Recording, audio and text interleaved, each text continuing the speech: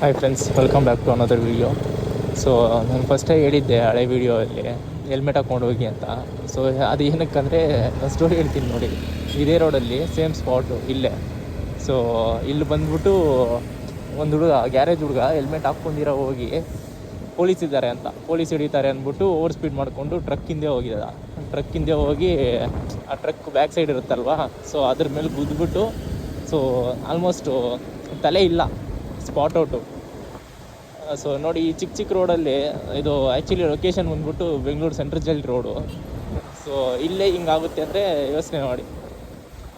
ಅದು ಏನು over speed ಮಾಡೋಕ್ಕಾಗಲ್ಲ ಇಲ್ಲಿ. So normal 40 max 45. ಸೊ ಅದರಲ್ಲೇ ನೋಡಿ, ಯೋಚನೆ ಮಾಡ್ಕೊಳ್ಳಿ.